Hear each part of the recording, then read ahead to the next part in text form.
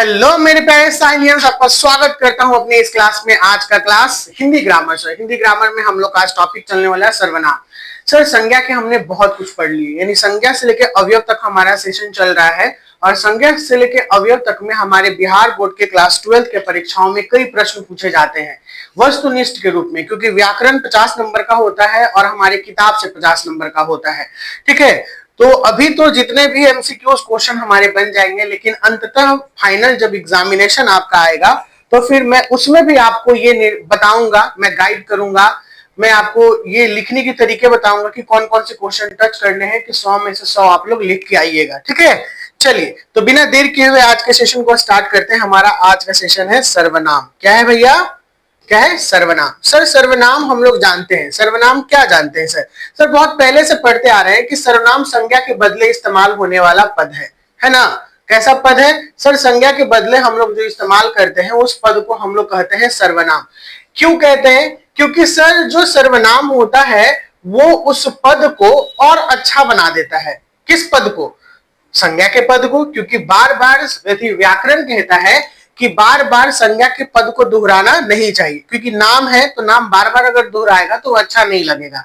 जैसे अगर हम लोग बोले कि गीतांजलि घर आ गई है, गीतांजलि घर आकर सो गई है, गीतांजलि सोने के बाद उठी है और उठ के गीतांजलि खाना खा रही है। बार बार गीतांजलि जो आ रहा है वो शब्द को अटपटा बना रहा है। गीतांजलि स्कूल से घर आ गई है, वह सो गई, सोने के बाद वह उठी और वह खाना खा रही है। कितना अच्छा लगा। देखिएगा, गीतांजलि अगर हम लोग हटा दिए और गीतांजलि के जगह पे वह लगा दिए तो वह से शब्द का और जो वाक्य का निर्माण हो रहा है वो शुद्ध रूप में और तर्क संगत हो रहा है। लग रहा है कि नहीं ये कुछ बातें आ रही हैं। तो सर्वनाम का बहुत बड़ा इस्तेमाल है, सर्वनाम का बहुत बड़ा उपयोग है हिंदी ग्रामर में। हिंदी व्याकरण में सर्वनाम संज्ञा के बदले आने वाले शब्द को कहते हैं। और हिंदी ग्रामर में सर्वनाम के 6 भेद होते हैं। कितने भेद होते हैं? 6। उसी के अनुसार से हम लोग पढ़ेंगे कि ये भेदों का क्या रूप है, क्या इसका उपयोग है और किस तरीके से ये भेद को हम लोग जानेंगे। तो चलिए सबसे पहले स्टार्ट करते हैं सर्वनाम। परिभाषा। सब नामों यानी संज्ञाओं, नाम को हम लोग क्या कहते हैं? संज्ञा कहते हैं। सब नामों संज्ञाओं के बदले जो शब्द आए वह सर्वनाम है, यानी संज्ञा के स्थान पर प्रयुक्त होने वाले शब्दों को सर्वनाम कहते हैं। किसके स्थान पर प्रयुक्त होने वाले शब्दों को सर्वनाम कहते हैं? संज्ञा के स्थान पर प्रयुक्त होने वाले शब्दों को सर्वनाम कहते हैं। जैसे मैं, तुम, हम, वे, आप आदि शब्द सर्वनाम है। कहता है सर्वनाम सर्व प्लस नाम, यानी नाम का अलग रूप, नाम का अलग रूप, सर्व प्लस नाम भैया का शाब्दिक अर्थ है सबका नाम। यानी जिस हिसाब से नाम का इस्तेमाल होता है, जिस हिसाब से नाम का इस्तेमाल होता है उस तरीके से हम लोग कह सकते हैं कि ये सबका नाम है। किसका नाम है? सबका नाम है। ठीक है, सर्वनाम यानी सर्व का मतलब होता है सबका और नाम यानी नाम, शाब्दिक अर्थ है सबका नाम। शब्द किसी व्यक्ति विशेष के द्वारा प्रयुक्त न होकर सबके द्वारा प्रयुक्त होते हैं तथा किसी एक का नाम न होकर सबका नाम होता है। जैसे मैं का प्रयोग सभी व्यक्तियों अपने लिए करते हैं।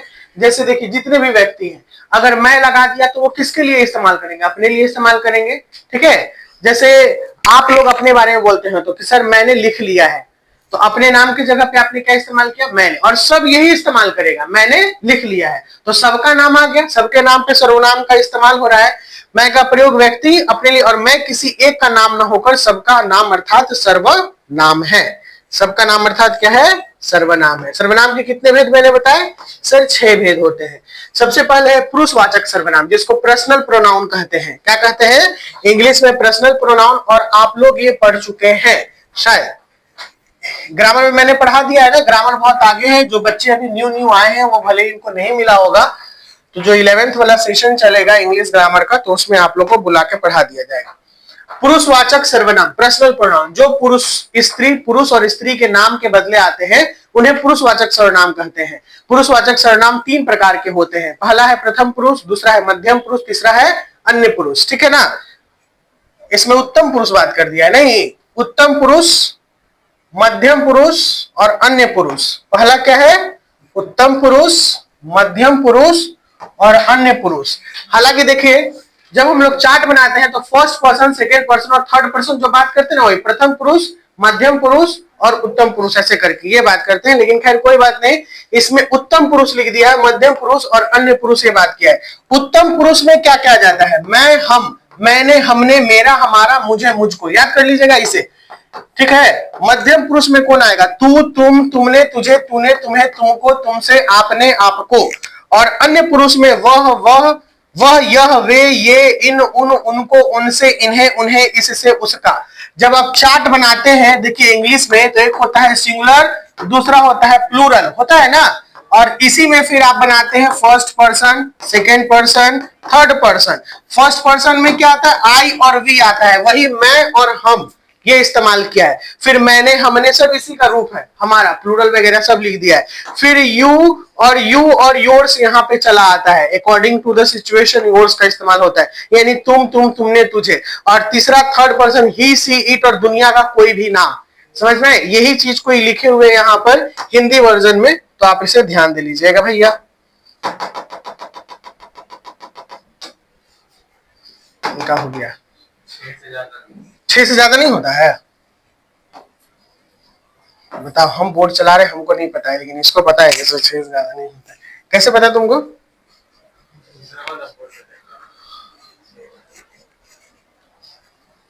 यानी 6 बार आप गलती से मिस्टेक कर दिए तो मिट जाएगा, 7वां बार मिस्टेक किया तो नहीं मिटेगा, आपको ऐसे मिटाना पड़ेगा, समझ जाओ। आइए, ये इसके बाद हम लोग देखते हैं क्या कह रहा है टॉपिक में। जिन शब्दों से, देखिए दूसरा है निश्चयवाचक। निश्चयवाचक क्या है? पहला हमने क्या पढ़ा? नहीं बोलिएगा। पुरुषवाचक। पहला हमने क्या पढ़ा? पुरुषवाचक। दूसरा हम लोग क्या पढ़ रहे हैं? निश्चयवाचक। निश्चयवाचक कहता है जिसको डेमोन्स्ट्रेटिव प्रोनाउन। ये भैया डेमोन्स्ट्रेटिव का मतलब संकेत भी होता है, यानी यह, वह, ये, वे ऐसे करके जब आएगा तो देखिए निश्चयवाचक सर्वनाम की गिनती में आ रहा है डेमोन्स्ट्रेटिव प्रोनाउन। निकट या दूर के व्यक्तियों और वस्तुओं को निश्चयवाचक संकेत जिन शब्दों से व्यक्त होता है उन्हें निश्चयवाचक सर्वनाम कहते हैं।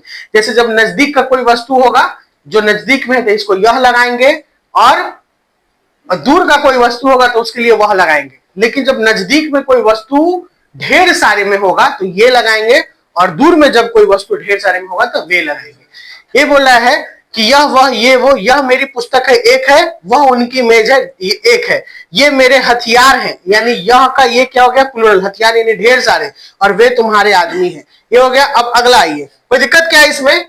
नहीं ना, बहुत आसान है, कोई दिक्कत नहीं, आगे बढ़ते हैं। अनिश्चयवाचक सर्वनाम, ठीक है ना।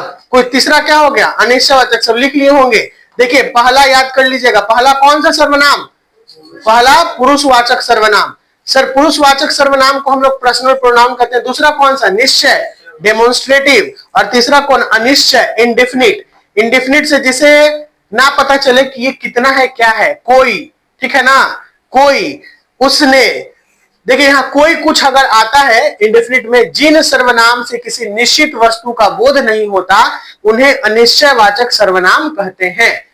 किसी निश्चित वस्तु का नहीं, कोई यानी कितना, कुछ यानी कितना, कंफर्म नहीं है, 3 हो सकता है, 4 हो सकता है, 5 हो सकता है, 10 हो सकता है, कुछ। समझ में आया? कुछ आदमियों को मैंने वहां पर देखा, कुछ यानी 3, 4, 5, 10 हो सकता है, लेकिन 10 आदमियों को मैंने वहां देखा, कितना है? एकदम 10 है, निश्चित संख्या है, समझ में। लेकिन ये अनिश्चयवाचक सर्वनाम में कहता है कोई आ गया तो क्या करेंगे? उसने कुछ नहीं लिया, ठीक है। कोई आ गया तो क्या करेंगे? विशाल क्या करोगे? कोई आ गया तो लॉलीपॉप थमा देना, ठीक है। आगे ये उसने कुछ नहीं लिया, यानी वो आया लेकिन कुछ नहीं लिया, यानी कुछ भी नहीं लिया। आगे अभी कभी कभी कुछ शब्द समूह भी अनिश्चय सर्वनाम के रूप में प्रयुक्त होते हैं, जैसे कुछ न कुछ। ये शब्द समूह है, शब्दों का समूह, जिसको फ्रेजल वर्ब कहते हैं। कुछ न कुछ, कोई ना कोई, सब कुछ, ठीक है ना, हर कोई, कुछ भी, कुछ कुछ आदि, ठीक है। कुछ कुछ होता है, आदि तुम नहीं समझोगे। कुछ कुछ होता है मूवी में कौन हीरो थे? शाहरुख खान। एक ही को बोला रहे, सबको नहीं पता है।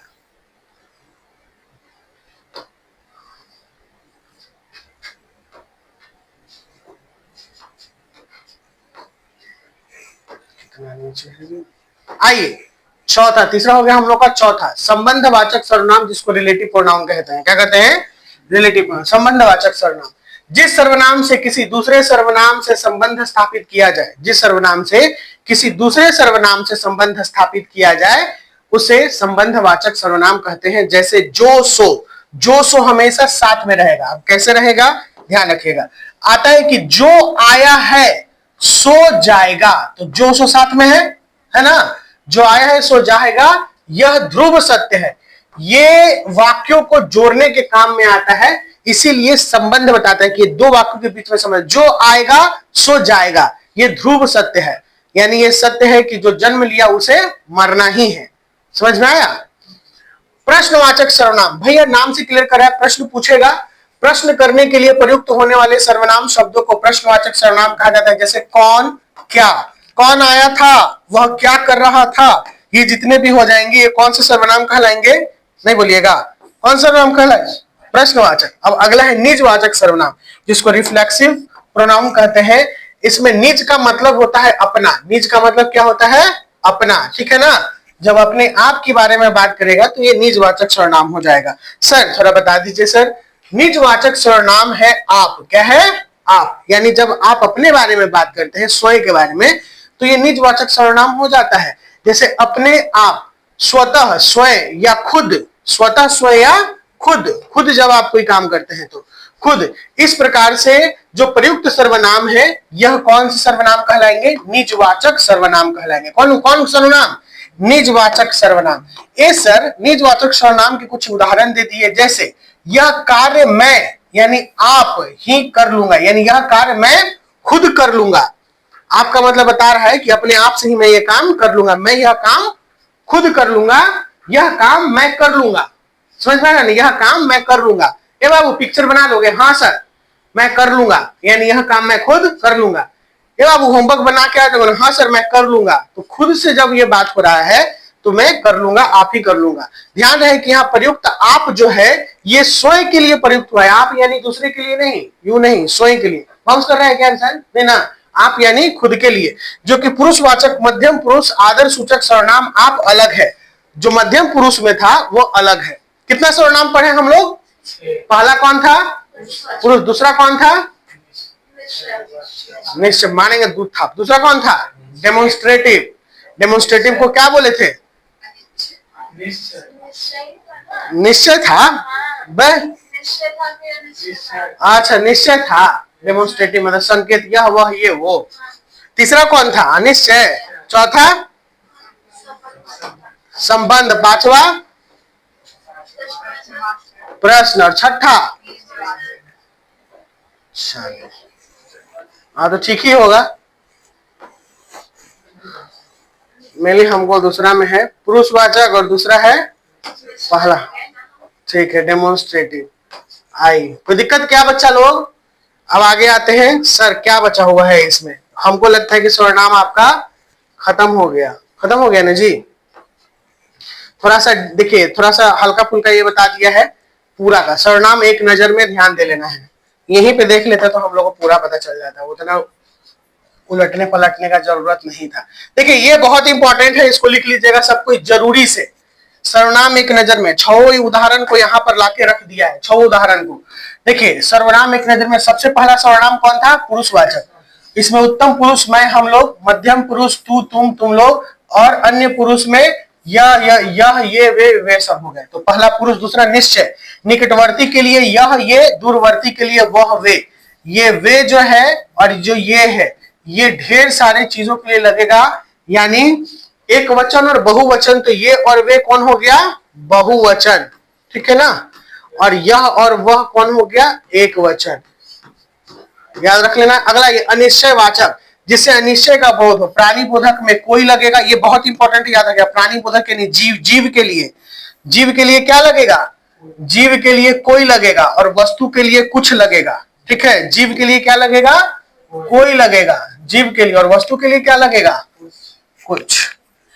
अगला ये संबंध, संबंध में जो सो, संबंध में क्या है, जो सो, जो करेगा सो पाएगा। समझ में आया, जो करेगा सो पाएगा, जो आएगा सो जाएगा, जो गलत करेगा सो भोगेगा। नहीं, प्राचीन समय में ऐसे बोलते थे। आगे आइए, प्रश्नवाचक में प्राणी बोधक के लिए, प्राणी बोधक यानी जो जीवित है, कौन और कौन, ठीक है, ये लगेगा। और वस्तु बोधक के लिए क्या और क्या क्या, ठीक है ना, ये लगेगा। निजवाचक के लिए आप लगेगा, यानी ये स्वयं के लिए बात करता है। किसके लिए बात करता है? स्वयं के लिए। आगे आइए, नोट, जब यह वह कोई कुछ जो सो अकेले आते हैं तो सर्वनाम होते हैं, लेकिन जब किसी संज्ञा के साथ आएंगे तो वह विशेषण बन जाएंगे। क्या बन जाएंगे? विशेषण। जब अकेले आएंगे तो सर्वनाम कहलाएंगे, लेकिन संज्ञा के साथ आएंगे तो क्या बन जाएंगे? विशेषण। ठीक है, जैसे यह आ गई, तो यह आ गई, यहाँ पे यह कौन है? सर्वनाम है। लेकिन यह किताब कैसी है, किताब के आगे यह लग गया तो यह क्या बन गया? विशेषण। जब यह अकेले आएगा यह, तो क्या बन जाएगा? सर्वनाम। और जब किसी संज्ञा के साथ आएगा यह, तो क्या बन जाएगा? विशेषण। सर्वनाम के विकारी रूप, क्या है विकारी रूप? विभिन्न कारकों में प्रयुक्त होने पर सर्वनाम शब्दों के रूप परिवर्तित हो जाते हैं। सर्वनाम का प्रयोग संबोधन में नहीं होता है। इसके विकारी रूप है मैंने, मुझको। जैसे मैं था ना, तो विकारी रूप क्या हो गया? मैंने। अब इसी से तुम समझ जाना, मैं एक बात देखिए, बहुत ही अच्छा चीज लिखा है ऊपर में ही समझा था, मैंने, तो इसमें मैं और ने, तो ये दोनों वर्ड मिल के आया है, तो कर्ता ने। तो जब आप मैंने किसी शब्द में देखिएगा तो ये कर्ता कारक बन जाएगा। कौन कारक बन जाएगा? कर्ता कारक, कर्ता कारक। ठीक है ना, ये ऊपर वाला जो अभी दिए थे होमवर्क में इसी तरीके से बनेगा। इसको विकारी रूप में मैंने, मुझको, मुझसे। अब ये देखिए, मुझसे, तो से कब में लगता था? आपादान से और करण से, ये दो गो में लगेगा, तो ये दोनों कारक हो गया। हमको, यानी हम प्लस को, क्या हो गया? आपादान से लगता है। संबंध का, के, की, अधिकरण में पर संबोधन है रहती, तो लगेगा नहीं। आपादान में को, हमको, हमसे में ना आपादान में लगेगा। अच्छा चलो, हमारा, मेरा, उसने, उसको, इसमें क्या जुड़ा हुआ है? इसमें ये सब सुनो, ये सब सर्वनाम है, लेकिन ये कारक को भी क्या कर रहा है? प्रेजेंट कर रहा है। इसीलिए इसे विकारी रूप बोलते हैं। क्या बोलते हैं? विकारी रूप, यानी जो अपने रूप से परिवर्तित होके ये इस रूप में बदल गया है, यानी कारक के साथ आ गया है। यानी ये कारक को संबोधित भी करेगा। किसको संबोधित करेगा? कारक को। ठीक है ना, विभिन्न कारकों में इस प्रकार से प्रयुक्त होता है। तुमको, आपने, आपको, तुझे, तुम्हारा, तुमसे, इसने, इसको, इसने, इसको, इसको के बाद क्या आया?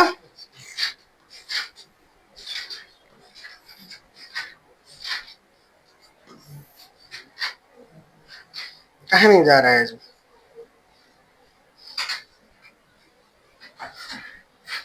हट गया ना, क्या आ गया? किसको, आदि, ये सारे वर्ड आ गए।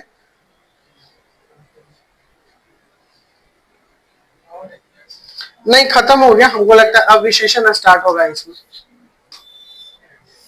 थोड़ा सा और है यहाँ पर।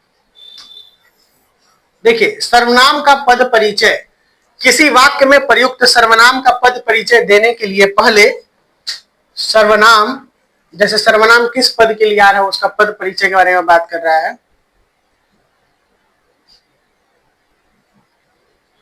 सर्वनाम का पद परिचय, जैसे पार्सिंग ऑफ प्रोनाउन, किसी वाक्य में प्रयुक्त सर्वनाम का पद परिचय देने के लिए पहले सर्वनाम का भेद, लिंग, वचन और कारक एवं अन्य पदों को उसका संबंध बताना पड़ता है।